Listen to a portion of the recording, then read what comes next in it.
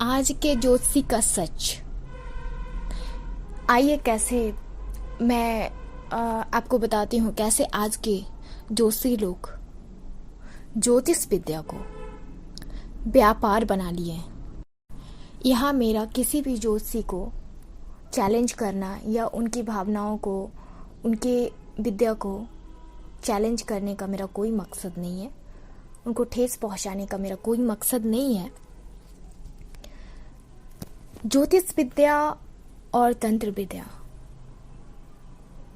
एक सागर की तरह है, जिसमें से अगर कुछ ही विद्या आप ले लेंगे ना तो सागर में कमी नहीं हो जाएगी। उसी तरह एक से बढ़ के एक बहुत सारी विद्याएं ऐसी हैं जो बहुत लुप्त भी हो चुकी हैं, जिनके बारे में जानकारी भी नहीं है।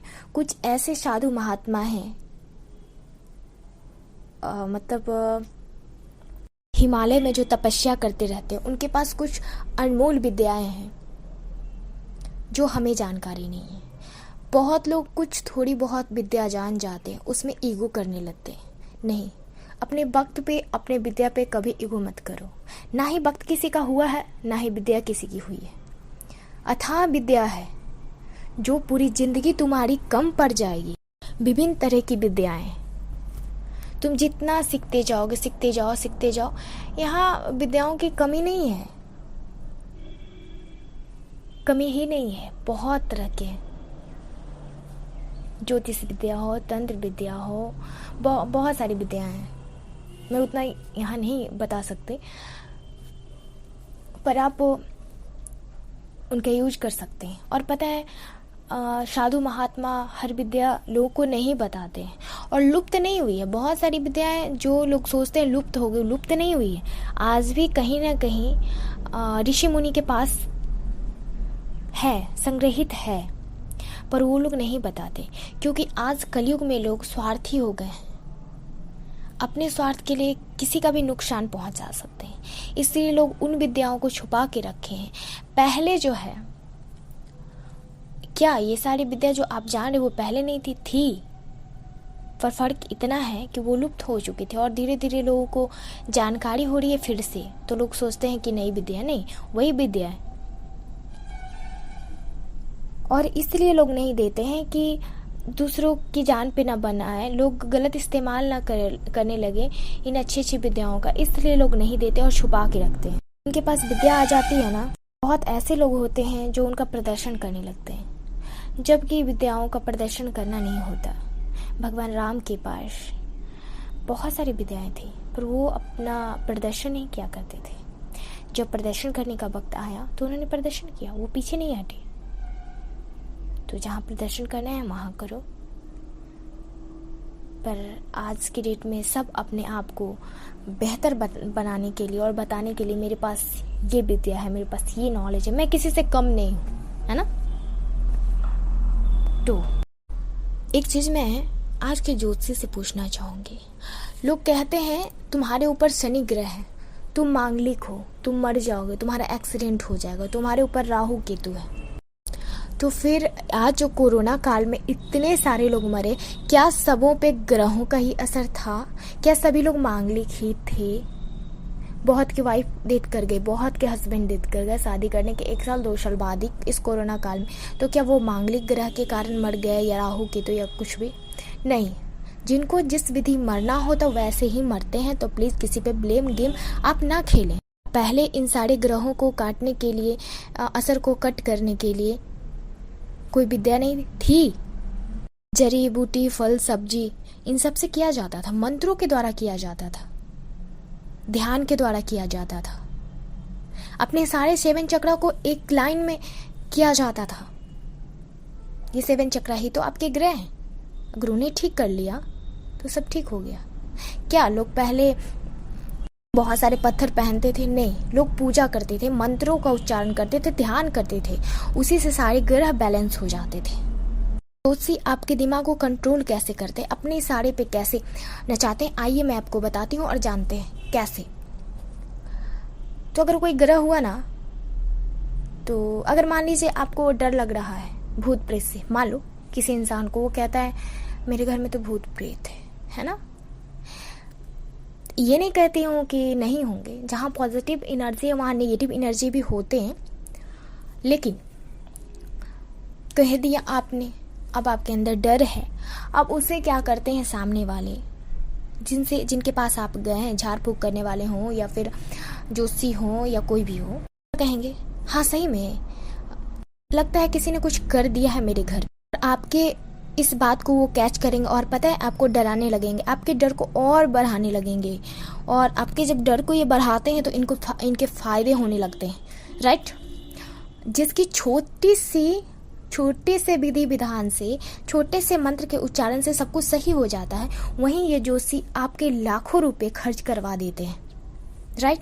सहमत होंगे, उम्मीद करती हूँ आप लोग मेरी बातों से सहमत होंगे, बहुत लोगों के साथ ऐसा हुआ होगा। तो आइए फिर से लौटती हूँ मैं अपने टॉपिक पे। तो डर है कि हाँ किसी ने कुछ करवा दिया, तो जोशी क्या करेंगे, फटाक से बोलेंगे हाँ आपको उस पर शक है, आप बिल्कुल भरोसा है, तो आप कहेंगे हाँ मुझे तो उसी पे भरोसा। ऑप्शन देंगे आपको किन किन पे शक है कि ये किया होगा, ये आपके कौन कौन से दुश्मन हैं, तो आप उन्हें गिनवाने लगेंगे। मतलब आपको ऐसा लगता है कि वो आपके दुश्मन है, शायद नहीं भी हो सकते हैं, गलतफहमी भी हो सकती है आपको, तो आप गिनवाने लगेंगे। अब जोशी क्या करेंगे, कहेंगे हाँ उसी ने किया है, आपको भरोसा है ना, आप कहेंगे हाँ भरोसा, हाँ बिल्कुल आपका भरोसा सही है, उसी ने किया है। तो फिर आप डर के कहेंगे अच्छा महात्मा जी क्या करना चाहिए, तो वो लाखों का रुपया खर्च करवा देंगे, इतने पंडितों को खिलाओ, ये करो वो करो। नहीं, ये नहीं कहती ब्राह्मणों को मत खिलाओ। और ब्राह्मण जो है, आप ग्रह काटते हैं, बहुत लोग ब्राह्मणों को इज्जत नहीं देते, कहते पूजा पाठ कराने वाले, अरे कुछ पैसे पे तो बिक जाते हैं, दही चूड़ा खाने वाले। गलत है, बिल्कुल गलत है। आप ये नहीं समझ रहे हैं कि ग्रह कट रहा है, कटने का मतलब क्या होता है, काट रहे हैं, मतलब आपके ऊपर जो मुसीबत है वो अपने ऊपर ले रहे हैं और उनको भुगतना पड़ता है। आपके ग्रह आप पर से हट के उस साधु महात्मा या पुजारी पे चले आते हैं और उन्हें भुगतना पड़ता है। एक दाना श्राद्ध का एक अन्न खाने के लिए लाखों गायत्री मंत्र का उच्चारण करना पड़ता है, उस एक दाना श्राद्ध का खाने के एवज में। और दूसरा, पंडित लोग, जोशी लोग क्या कहेंगे, तुम्हारे पर ये ग्रह है, अगर तुमने नहीं कटवाया तो बहुत बड़ा भयंकर क्षतिग्रस्त हो जाएगा, तुम्हारा परिवार खराब हो जाएगा, तुम्हारा बेटा बिगड़ जाएगा, तुम्हारी बेटी बिगड़ जाएगी, तुम्हारा एक्सीडेंट हो जाएगा, वगैरह वगैरह कहते हैं। और ये एक बार बोल दिए, अब थोड़ा बहुत लगेगा अरे करवा लेना चाहिए, फिर आप भूल जाएंगे, फिर वो आपको कॉल करेंगे या फिर बताएंगे आपने नहीं करवाया, इतने डेट तक करवाना था, या लिख दें इतने डेट तक करवाना था, करवा लेना चाहिए था, अगर आप नहीं करेंगे तो ये हो जाओ। और आपके अंदर डर पैदा होने लगता है, उस चीज़ को घबराहट होने लगती और आपका दिमाग उसे एक्सेप्ट कर लेता है। जैसे ही उस डर को एक्सेप्ट करता है और खुदा ना खासे गलती से अगर आप वो पूजा नहीं करवा पाते तो पहले से आपके अंदर डर रहता है, बैठा दिया जाता है डर कि ये हो जाएगा, और संजोग से वो डर आपके अंदर इतना घर कर गया होता है कि आपको जरा सा भी चोट लगती है ना, आपकी गलती के कारण आप इतने घबराए रहते हैं, आपके माइंड में वो पहले से भर दिया जाता है कि आपको लगता है कि थोड़ा सा भी चोट लगा ना आपकी गलती के कारण, आप देख के नहीं चल रहे हैं, फिर भी आप दोष देंगे ग्रह पे, अपने आप को, कि हमने नहीं करवाया, जोशी ने तो कहा ही था, इस ग्रह के कारण हो गया, उस ग्रह के कारण हो गया। इस तरह से आपके दिमाग को घुमाया जाता है। और पता है आप इस तरह से करते करते आपका डर विश्वास में बदल जाता है और जाने अनजाने में आप लॉ ऑफ अट्रैक्शन का यूज कर लेते हैं, बाद में वही चीज़ आपकी लाइफ में घटित हो जाती है। फॉर एग्जाम्पल, एक लड़की का एग्जाम्पल बताती हूँ जिसपे राहु और केतु का ग्रह चल रहा था जोशी के कहने के अनुसार, और वो रोज पूजा पाठ शिव भगवान के मंदिर में जाती थी, नारियल वगैरह जो होता है वो चढ़ाती थी। फिर उसने मार पछाड़ी थी, मतलब क्या कहा जाता है मैं नहीं जानती, आप लोग क्या कहते हैं, चावल बना के मार पछाड़ी थी। उसने वो प्लेट जो है, प्लेट उस पर एडजस्ट करने वाला होना चाहिए, वो थोड़ा एडजस्ट करने वाले ने थोड़ा दूसरे ढंग का प्लेट रखी थी और इधर उधर सोच रही थी। उतने में ही क्या हुआ, वो स्लिप कर गया, क्योंकि वो प्लेट जो है बराबर वाला नहीं था, वो गड्ढे वाला प्लेट था, ऊंचे वाला। तो जब तक बैठेगा नहीं तब तक कैसे होगा। उसी में उसका प्लेट स्लिप कर गया और मार का पानी गिर गया नीचे, उसको 2-3 छींटे पड़ गए।